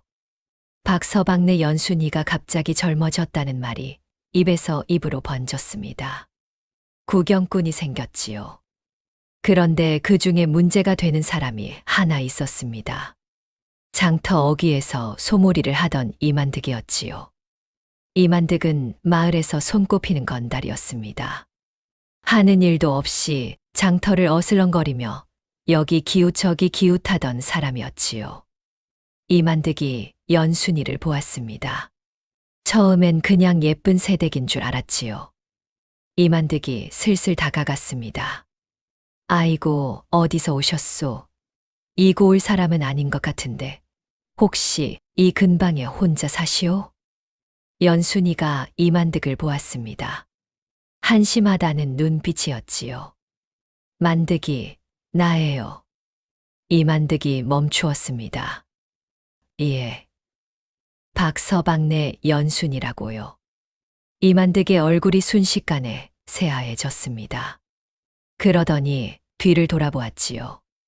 마침 박서방이 장터로 들어서고 있었습니다. 역시 젊어진 얼굴이었지만 눈빛은 영락없는 박서방이었지요. 그 눈빛이 이만득을 향해 있었습니다. 이만득이 소를 두고 냅다 달아났지요. 소가 어리둥절한 얼굴로 이만득의 뒷모습을 바라보았습니다. 박서방이 연순이 곁으로 왔지요. 무슨 일이요? 아무 일도 없어요. 연순이가 웃으며 박서방의 팔을 잡았습니다. 장터 사람들이 두 사람을 둘러싸고 웅성거렸지요. 저게 정말 박서방이야? 맞아, 목소리는 박서방이 맞는데. 어떻게 된 거야, 저게? 산신령이 도운 거 아니야? 아니, 하늘이 내린 복이겠지. 곽 할멈이 두 사람을 보며 혀를 찼습니다. 11해를 오손도손 잘 살더니 하늘이 젊음까지 돌려줬구먼. 복이 있는 사람은 달라도 달라. 박서방이 머리를 긁적였습니다. 연순이가 웃었지요. 그날 장터는 온통 박서방 부부 이야기뿐이었습니다. 두부장수도 나물장수도 엿장수도 박서방 부부를 본 이야기를 하느라 물건 파는 것을 잊었지요. 그날 장터 매상이 반토막 났다는 말이 나중에 돌았습니다. 그런데 소문이라는 것은 멈추는 법이 없지요. 장터를 넘어 마을을 넘어 관아까지 흘러 들어갔습니다. 관아 안방이었습니다. 그날 아침도 오달봉은 불로장생 타령을 하고 있던 참이었지요. 약재상이 새로 들여온 약재를 늘어놓으며 설명하는 것을 듣다가 신통한 것이 없어 인상을 쓰고 있었지요. 그때 몸종이 달려왔습니다. 현감 어르신, 아를 말씀이 있사옵니다. 뭐냐? 장터에서 이상한 소문이 돌고 있사옵니다. 박서방네 부부가 갑자기 젊어졌다고. 오달봉이 인상을 쓴 채로 물었습니다. 젊어졌다고? 예, 어르신. 온 장터가 떠들썩하다 하옵니다. 어제까지 33이던 사람이 오늘 아침 20이 된 것 같다고. 오달봉이 천천히 몸종을 향해 돌아앉았습니다. 눈이 번뜩였지요. 그 말이 참이냐? 예, 어르신. 장터 사람들이 직접 보았다 하옵니다. 오달봉이 자리에서 일어섰습니다. 약재 따위는 이미 잊었지요. 머릿속에는 딱 한 가지 생각뿐이었습니다. 드디어 찾았다. 10년을 찾아 헤매던 불로장생의 비결을 드디어 찾은 것이었지요. 오달봉이 관아 마당으로 내려섰습니다. 평소라면 가마를 타고 움직였지요. 그런데 오늘은 달랐습니다. 가마를 기다릴 시간이 없었지요. 오달봉이 직접 걸었습니다. 현감이 걸어서 움직이는 것을 본 아전들이 눈이 휘둥그레져서 뒤를 따랐지요. 박서방네 집 대문 앞이었습니다. 오달봉이 대문을 두드렸습니다. 쾅쾅쾅. 이복에 박복동 나오게. 안에서 기척이 났습니다. 잠시 후 대문이 열렸지요. 박서방이 나왔습니다. 젊어진 얼굴이었지만 눈빛은 여전히 박서방이었지요. 오달봉을 보더니 잠깐 굳었습니다. 현감 어르신께서 어인일로 들어가세. 오달봉이 대답을 기다리지 않고 안으로 들어섰지요. 박서방이 뒤따랐습니다. 마루에 앉은 오달봉이 박서방을 위아래로 훑었습니다. 어제까지 관아 마당에서 무릎을 꿇던 그 박복동이 맞는데 얼굴이 영 달랐지요. 이마가 펴져 있었고 눈가에 주름이 없었습니다. 오달봉의 눈이 가늘어졌습니다. 자네가 진짜 박복동인가? 그러하옵니다. 어떻게 된 것이냐? 박서방이 잠시 망설였습니다. 말해야 하나 말하지 말아야 하나. 그 사이에 오달봉이 다시 입을 열었지요. 숨길 생각 말게. 장터 소문이 이미 다 들어왔어. 어서 말하게. 박서방이 한숨을 내쉬었습니다. 워낙 심성이 착한 사람이었지요. 오달봉이 아내 약재를 거절했던 것도 이미 마음속에서 흘려보낸 뒤였습니다. 원래 앙심을 품고 버티는 성격이 아니었지요. 박서방이 샘물 이야기를 했습니다. 산속 바위 틈에 있는 샘, 푸른 빛이 도는 물, 2모금을 마셨더니 몸이 달라진 것 하나도 빠뜨리지 않고 말했지요. 오달봉이 몸을 앞으로 기울였습니다. 그 샘이 어디 있는가? 뒷산 깊은 곳이옵니다. 바위가 3개 겹친 곳 아래에. 안내하게. 현감 어르신 한 가지만 말씀드려도 되겠사옵니까? 오달봉이 눈썹을 올렸지요. 2모금만 마셔야 하옵니다. 제가 마셔보니 딱 2모금이었지요. 과하게 드시면 해로울 수 있사옵니다. 오달봉이 피식 웃었습니다. 2모금? 예, 어르신. 자네야 가난한 농사꾼이니 2모금으로 좋겠겠지. 나는 다르네. 박서방이 입술을 열었다 다시 다물었습니다. 더 말해봤자 소용없다는 것을 알았지요. 오달봉이 산으로 향했습니다. 아전 둘이 앞장서고 몸종 셋이 뒤를 따랐지요. 손에는 양동이를 들고 있었습니다. 큰 양동이였지요.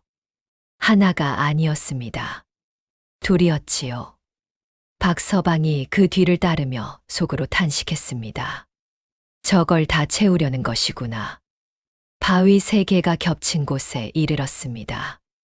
아래를 내려다보니 샘이 있었지요. 푸른 빛이 은은하게 새어 나오고 있었습니다.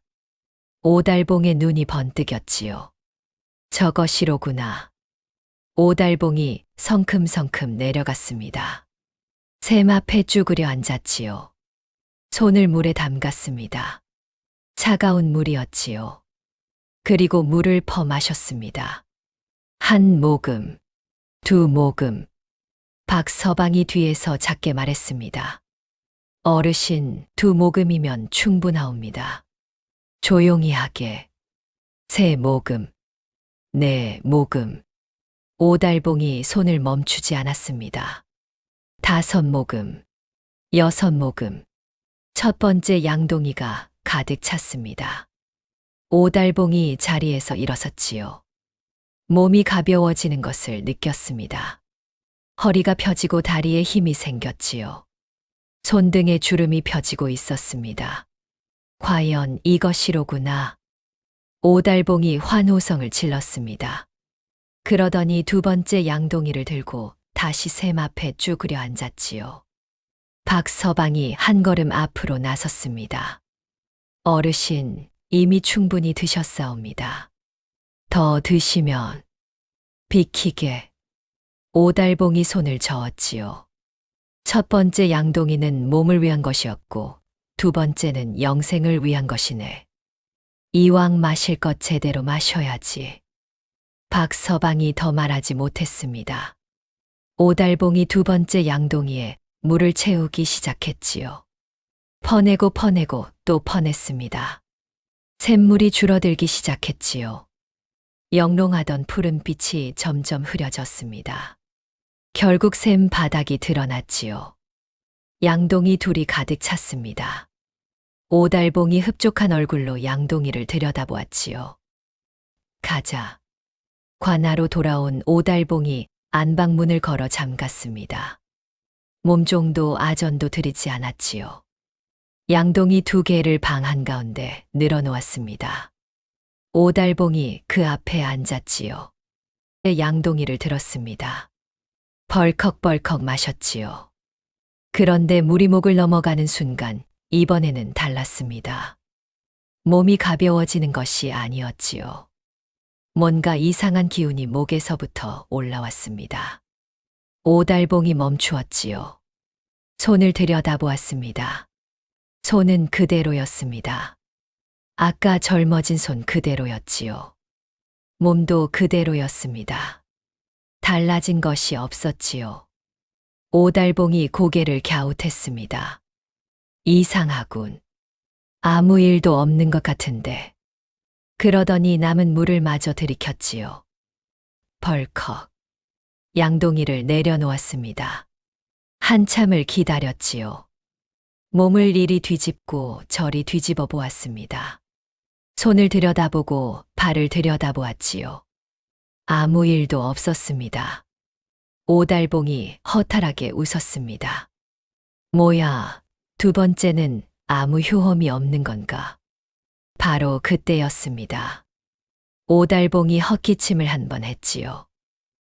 에헴. 그런데 목소리가 이상했습니다. 오달봉이 멈추었지요. 다시 해봤습니다. 에헴.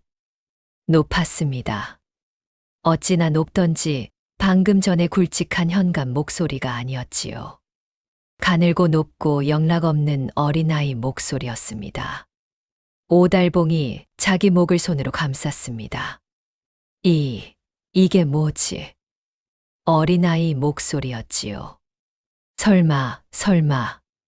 어린아이 목소리였습니다. 오달봉이 방 안에서 이리저리 걸어 다녔습니다. 낮게 말해봤지요. 높게 말해봤습니다. 헛기침도 해봤지요. 목을 가다듬어 봤습니다. 어떻게 해도 목소리는 돌아오지 않았지요. 오달봉이 그 자리에 멈추어 섰습니다. 한참을 아무 말도 하지 않았지요. 그러다 거울을 들여다보았습니다. 얼굴은 젊어진 그대로였지요. 몸도 멀쩡했습니다. 딱 하나 목소리만 빼고요. 오달봉이 조용히 중얼거렸습니다. 박복동 말을 들었어야 했는데. 어린아이 목소리였지요. 밖에서 기다리던 몸종이 이상한 낌새를 느끼고 문을 두드렸습니다. 현감 나으리 괜찮으시옵니까? 안에서 소리가 났지요. 괜찮지 않네. 들어오게. 어린아이 목소리였습니다. 몸종이 굳었지요. 나으리? 들어오라 했네. 몸종이 조심스럽게 문을 열었습니다. 방 안을 보았지요. 오달봉이 관복을 입은 채 방 한가운데 서 있었습니다. 몸은 멀쩡했지요. 얼굴도 젊어진 그대로였습니다. 그런데 입을 열 때마다 의원을 불러주게 어린아이 목소리가 나왔지요. 몸종이 그 자리에 굳어버렸습니다. 웃으면 안 된다는 것을 알았지요. 현감이었습니다. 웃었다가는 곤장을 맞을 것이었지요. 그러나 빨리 좀 부탁하네. 이 목소리를 듣고 웃지 않는 것은 불가능했습니다. 몸종이 고개를 획 돌렸지요. 어깨가 들썩였습니다. 손으로 입을 막았지요. 몸종이 달려나갔습니다. 웃음을 참느라 뛰는 것인지 급해서 뛰는 것인지 알 수 없었지요. 관아 마당에 나온 몸종이 아전들에게 말했습니다. 현감 어르신 목소리가 말을 잇지 못했지요. 어깨가 너무 들썩였습니다. 아전들이 어리둥절한 얼굴로 안방 쪽을 보았지요. 안에서 소리가 들렸습니다. 다들 준비됐는가? 관아 마당이 순간 조용해졌습니다. 그러더니 아전 하나가 고개를 숙였지요. 어깨가 들썩였습니다. 옆에 아전도 고개를 숙였지요. 그 옆에 아전도 마찬가지였습니다. 관아 마당 전체가 들썩이기 시작했지요. 소문은 이번에도 빨랐습니다. 현감 목소리가 어린아이 목소리가 됐다는 말이 장터로 퍼졌지요. 장터에서 마을로 퍼졌습니다. 마을에서 고을 전체로 퍼졌지요. 곽 할멈이 손뼉을 탁 쳤습니다. 아이고, 목소리가 어린애가 됐다고. 그 호통 소리가. 최서방이 두부를 썰다 말고 웃었지요. 그렇다더이다. 아전들이 웃음을 참느라 혼이 났다고.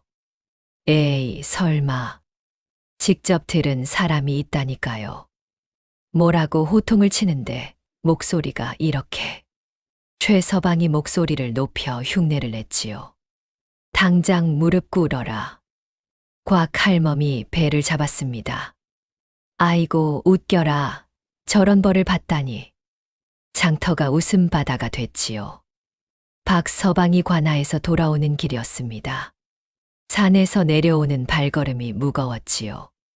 샘터를 다시 돌아보았습니다. 오달봉이 두 양동이를 퍼간 자리였지요. 바닥이 드러난 샘터가 쓸쓸해 보였습니다. 박서방이 쪼그려 앉아 샘터를 들여다보았지요. 그런데 바닥이 촉촉했습니다.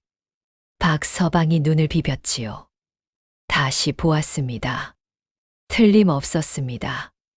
바위 틈에서 물이 아주 조금씩 실처럼 가늘게 새어나오고 있었지요. 푸른 빛이 희미하게 돌았습니다. 박서방이 한참을 그 자리에 있었습니다. 샘은 죽지 않았던 것이었지요. 욕심으로 퍼간 물은 독이 됐지만 샘 자체는 살아 있었습니다. 박서방이 천천히 일어섰습니다. 집으로 돌아오니 연순이가 마루 끝에 앉아 기다리고 있었지요. 어떻게 됐어요? 박서방이 마루에 걸터 앉았습니다. 샘이 다시 차오르고 있소. 연순이가 박서방을 보았지요. 얼마나요? 아직 조금이요. 며칠은 기다려야 할 것 같소. 두 사람이 잠시 말이 없었습니다. 마당에 저녁 바람이 지나갔지요. 연순이가 먼저 입을 열었습니다. 우리 말고 마을에 아픈 사람들이 있잖아요. 박서방이 연순이를 보았지요. 뒷골목 김노인 영감님 다리가 올봄부터 못 쓰신다 했고 우물가 순복이 어머니도 눈이 침침해서 고생하신다 했지요. 박서방이 고개를 끄덕였습니다. 그 물이 차면 나눠드립시다. 연순이가 웃었지요. 그렇게 해요. 두 사람이 마주 보았습니다. 더 말이 필요 없었지요. 사흘이 지났습니다. 박서방이 샘터로 올라갔지요. 바가지를 들고 갔습니다. 샘물이 차올라 있었지요. 푸른 빛이 다시 돌았습니다. 많지는 않았지만 여러 사람이 한 모금씩 마실 정도는 됐지요. 박서방이 샘물을 조심스럽게 담았습니다. 마을로 내려왔지요. 첫 번째로 찾아간 곳은 뒷골목 김노인 집이었습니다. 김노인이 방 안에 누워 있었지요. 다리를 못 쓴 지 반년이 넘었습니다. 봄부터 여름을 넘기고 가을이 됐는데도 차도가 없었지요. 드셔보십시오, 어르신. 이게 뭔가? 그냥 드셔보십시오. 김노인이 반신반의하며 한 모금 마셨습니다. 잠시 후였지요.